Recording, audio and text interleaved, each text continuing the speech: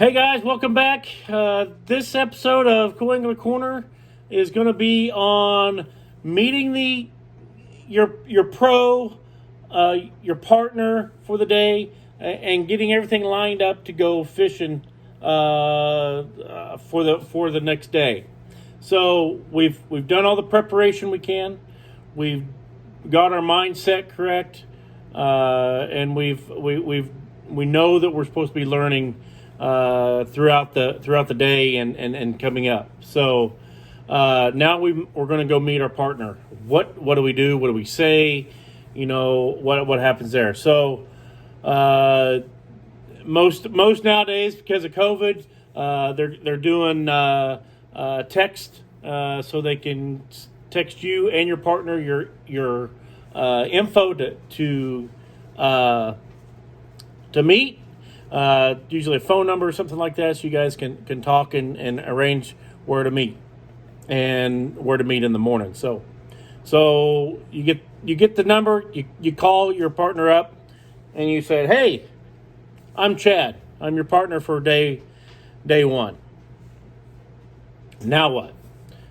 So you kind of talk and the rule of thumb, and now this all varies on everything, but the rule of thumb is, as a co-angler, you want to try to be as helpful as possible to your boater in the morning. So if he wants to meet a little bit before the tournament, make sure your gear is ready. Get there a couple minutes early and ready to go, and that way you can help him put in the boat. Now, you may not be a good you may not be able to back a trailer. That's fine.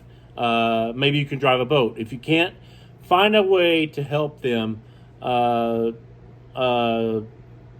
make it easier for them in the morning. So if you're not good at backing a trailer, usually the rule of thumb that I've done is I really don't want people backing my boat unless I know them, because I don't know if they can back. I've heard guys that say they can, but in the morning it's dark. There's hardly any lights. It's hard to see the ramp, and with the big covers on the back, it's hard to see out those mirrors at night. So what I've done is when I'm driving somebody, or somebody's riding with me, I should say, is I go ahead and I will get in, back the boat down to the water, and then they can take it from there if they feel comfortable. If not, I'll just tell them to get in the boat and use the trolling motor or use the big motor to get wherever we want to meet, whether it's the dock, whether it's the shoreline or whatever. So try to do that. That helps out. That helps out tremendously. It saves time, and that way you guys aren't holding up traffic of other guys trying to get in the water as well. So if you can drive a boat, great. If you can back a boat, great. But do whatever you can to help that guy out. So what do we do next? Okay, so you decide where to meet, and the rule of thumb there is you don't want to really make the guy drive all over the place, but you kind of want to try to meet him. What I do a lot of times is I meet him at the ramp. I'm usually traveling with somebody as a co-angler. I'm usually traveling with somebody to save on some expenses. And if your boater can meet you there, that's fine. But don't go out of the way and make it hard. If he's staying right by the ramp, I don't tell him to come 30, 45 minutes out to the west of the lake and come get you.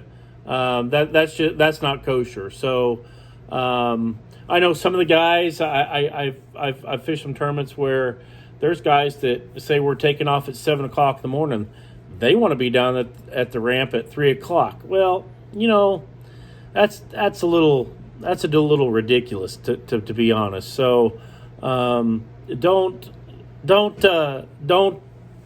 just try to find something to say, "Hey guy, well, I'm riding with somebody, or hey, I there's no way I can make it that way." Just think of something that that will kind of ease the tension there. Okay, so after you guys decide where to meet, that's great. Now it's time to talk fishing.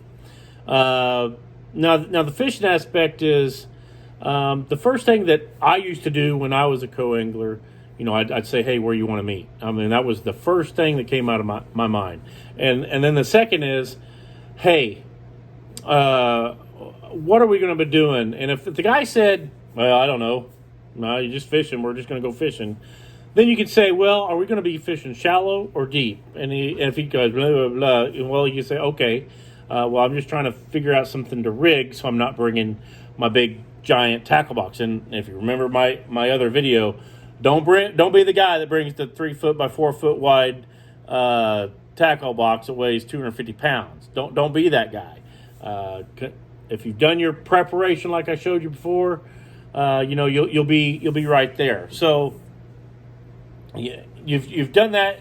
He says, okay, we're gonna be fishing pretty shallow, and just be prepared for that. So perfect. If you've done your preparation, the kind of baits that will work for fishing shallow.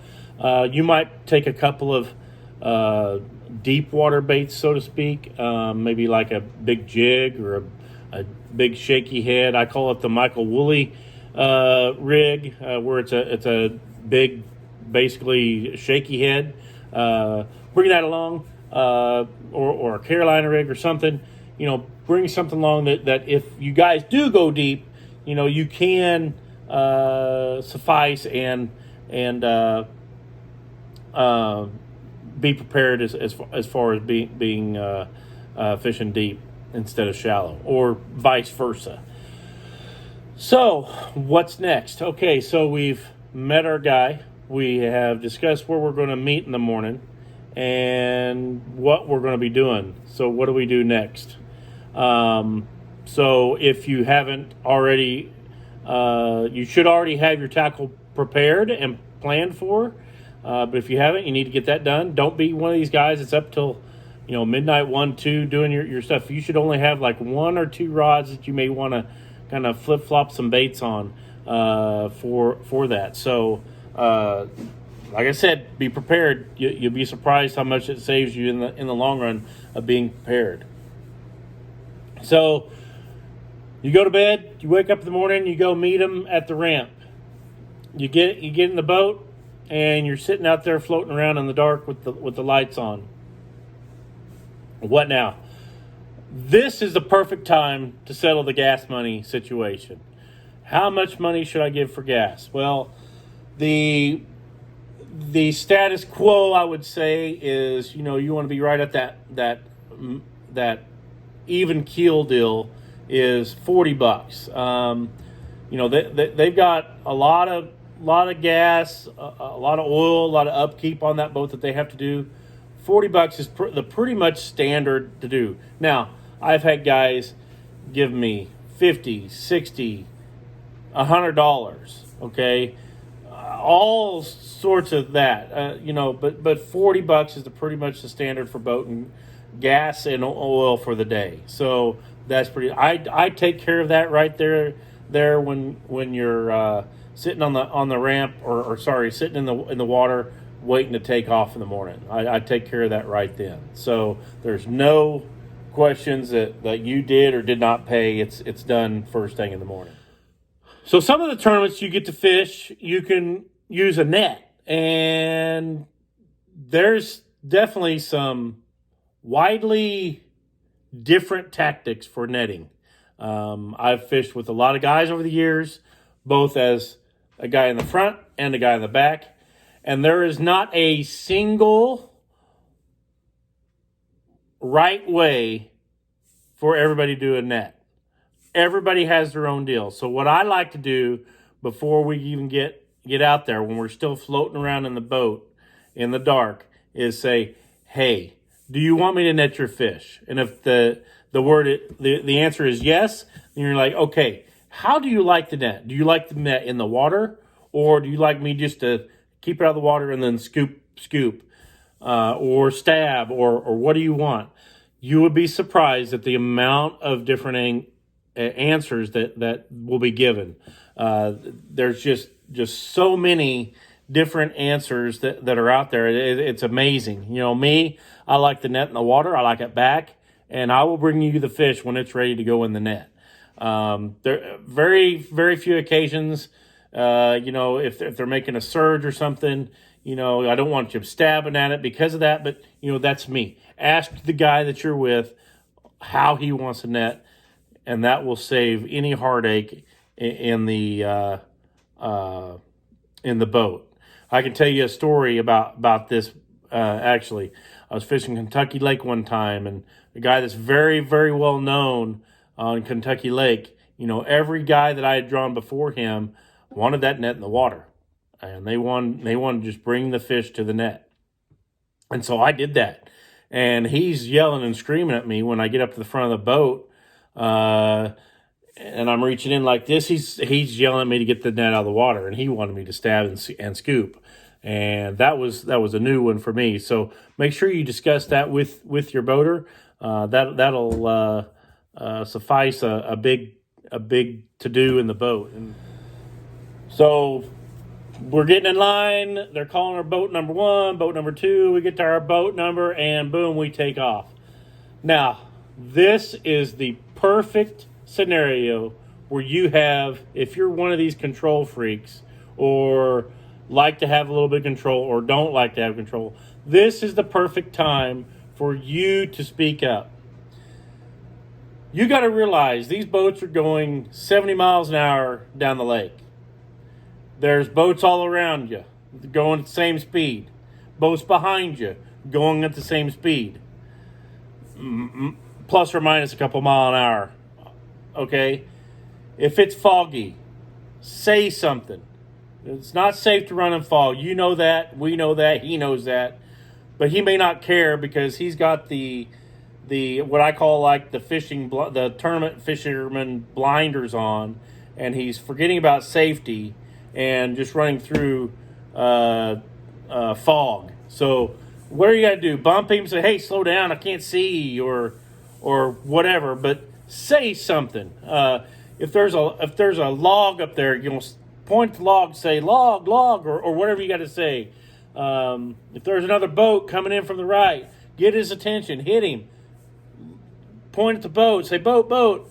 And that way he knows. There's so much going on those takeoffs that it is downright scary at some times if you've never been in one. So be prepared for that and speak up. Boat safety, man, I've seen some. I haven't seen a lot, but I've seen some pretty bad stuff on the water of things happening. People being stupid, people not paying attention, and that is really the biggest thing that I can say is that people are either not paying attention or not giving the respect to that attention that needs to be there. That's usually the two ultimate things that cause something bad to happen on the water. So really be aware of that. So if you're going down the lake and you see something, say something. The other thing is, I know this is kind of, kind of silly to even speak, but I've had guys actually do this, even take off when your boat 175 out of 200 boats. When you go out, it is bumpy. I don't care how good a driver the guy is in the driver's seat. There is something that can happen whether the boat in front of you bow hooks and spins out right in front of you, and now you have nowhere to go. Now he has to adjust. Hang on. There's two. Usually there's a handle, there's a seat handle, there's one between your legs. Something. Hang on to something. Don't be the guy that just sits back there and, hey, we're going for a ride. I have seen guys fall out of their boat. Okay, so just hang on. Okay, don't be one of those guys that just back there just like this. It's you're going to be out of your seat before you know it. So make sure you hang on. And like I said, if hang on, because not only because you can be thrown out of the boat, but what if there's that submerged log right in front of you, okay, and you hit it, you break off your lower unit? Well, what's your boat going to do? It's going to spin out. It's going to cause some mayhem. And now you got guys behind you that are coming too. You don't want to be in the water and them trying to dodge you and the boat, you know. So hang on. Use some safety yourself just by hanging on. You know, there's just so many things that can happen. I've seen motors fly off boats before, and you know, just hold on. Don't be one of those guys that doesn't hold on. Okay, so now we get to our first. Now we're going there. We've missed all the fog. We've missed all the logs in the water.